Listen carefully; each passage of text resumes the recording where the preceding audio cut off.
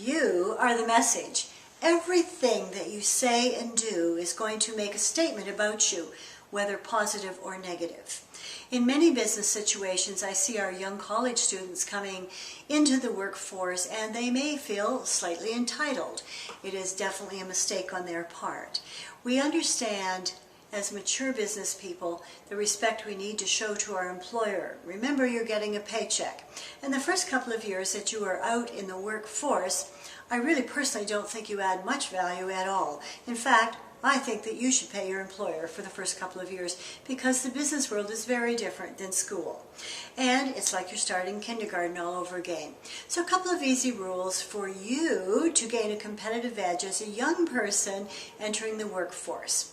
Dress as though you mean business. That's a head-to-toe look that is only appropriate for business. Look like you belong. Look like you're going to work. Never be late. Don't eat at your desk. Show respect. Don't address people by their first name unless requested to do so. So always address them as Mr., Mrs., Sir, something like that, just to show respect. You're also going to show respect by only focusing on business during business hours. That means that no texting, no internet connection for your personal use, and no personal phone calls during the business hours. Many companies all over the world have a global policy of no smoking in the office, and I think that's great. But they send people outside the building and they'll have a smoke, and then they'll flick their cigarette butt onto the ground and think that that's okay. That's not. It's absolutely not okay. Be very respectful when you pull into the parking lot of the company, and that you always have your name badge showing when you go through the gate so that they can honor you and allow you to come into the building. Don't take the easiest spots or the closest spots to park when you're new with the company and young.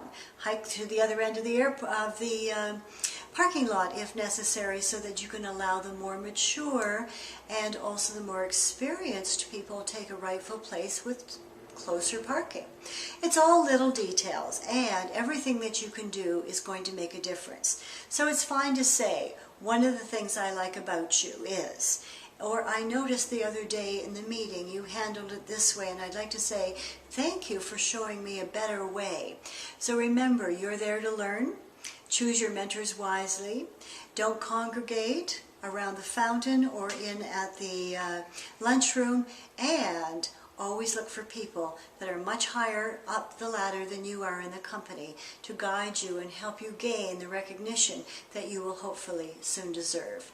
Gloria Starr, the global expert of choice in image, etiquette, communication, and leadership skills.